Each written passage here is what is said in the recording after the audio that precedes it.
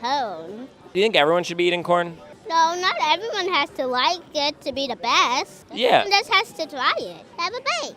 Before the It's Corn phenomena took over the internet, Julian Shapiro-Barnum, who created the internet show Recess Therapy, had already done on-the-street interviews with hundreds of kids across New York City. If you don't know what the It's Corn craze is, you probably should just pause the video and check it out. I mean, then look at this then. I can't imagine a more beautiful thing. It's cone!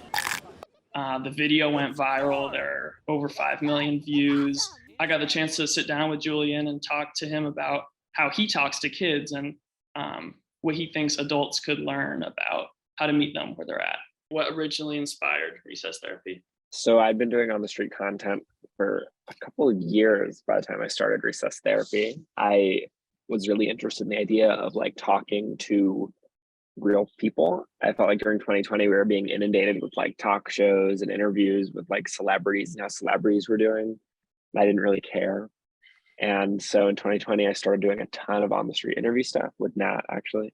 Nat produced one of my first big shows, which is How Are You Doing Right Now, which was like a democratized late night talk show. So I'd like sit on a corner with a table and chairs, and whoever walked up, you know, was the guest and get the full guest treatment. How are you doing right now? I am doing amazing. I got By, you know, spring 2021, I'd been playing around with these concepts for a while, and I had never really worked with kids, but I'd always been interested in interviewing kids, like in the back of my head. Do you have a lot of friends? 22 friends. But 23 kids in the class, if you include me, but 22 friends. I was doing online school at the time, and I'd, you know, do homework in the playground or something and see these kids playing around, having so much fun. Do you know what science is? Yeah, caterpillars. And I was always like, oh, how do they do it? Like, how do they stay positive during all this? And so for a while, I was thinking about interviewing them about happiness and how they stay happy. And eventually I did it, and it was like immediately, it was clearly gold. It was, they were just so honest and authentic and sweet and funny all at the same time without trying. And I was like, I feel like this might be something special.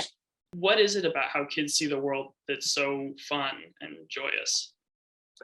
Yeah, I think it's, I think kids look at the world through a much less biased scope. I think a lot of their opinions are their own. Scientists things are actually things who invent stuff.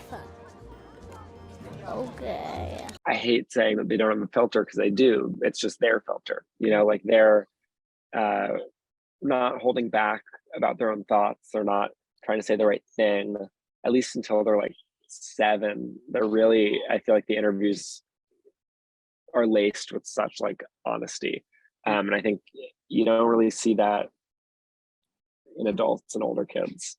One thing I wanted to ask is, because a lot of our readers like work in or around schools, what could adults better understand about how to connect with kids and validate how they see the world?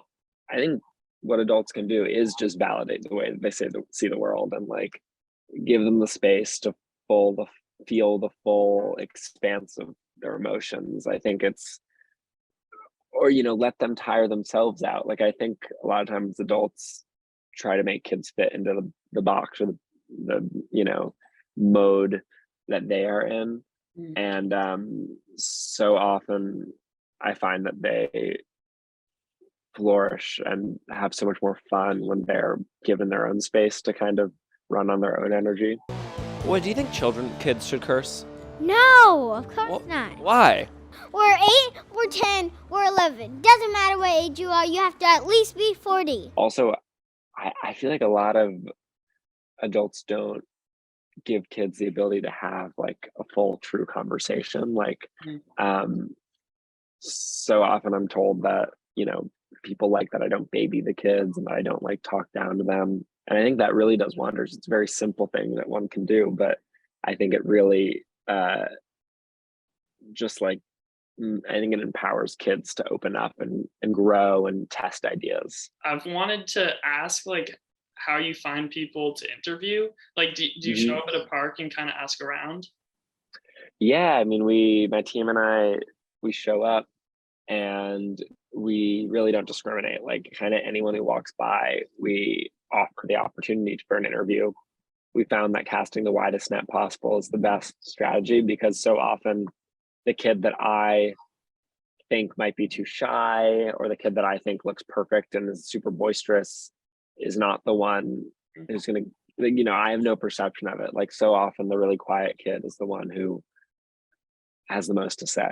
Just to bring it to Tariq, who's the corn kid, who, has been our biggest video to date. Can you describe corn to someone who's never tasted it before? A big lump with knobs. I don't know if I would have, out of 100 kids, I don't know if he would be my first choice of who I thought would be the funniest or craziest. But he looked really sweet, and I really want to talk to him. And he had this. He's amazing. But I wouldn't have known.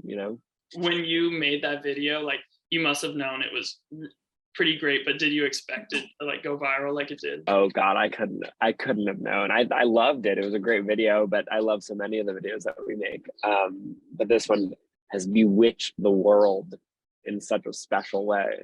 Other than the It's Corn video, what are your top 5 favorite videos that you've done outside of that? I really like anything with Miles. This is my summer dance. Sloan is great, talking about how she wants to be president. So a lot of people disagree about a lot of things, right? How do you recommend that we make people listen to each other and communicate better? I think that the differences actually is better, because maybe you could learn from your differences. A quarter is a lot of money. It's such a good clip. A quarter is a lot of money. What's the most money you've ever seen? $1. It was a lot of money. Dylan, Komodo Dragon Kid, is always a classic recess therapy clip. Okay, I love Komodo dragons. Why? Just because, I never see them. And there's a place called Panija, which I don't even ever went. And the Subaru Kid. This one is what my mommy and daddy go,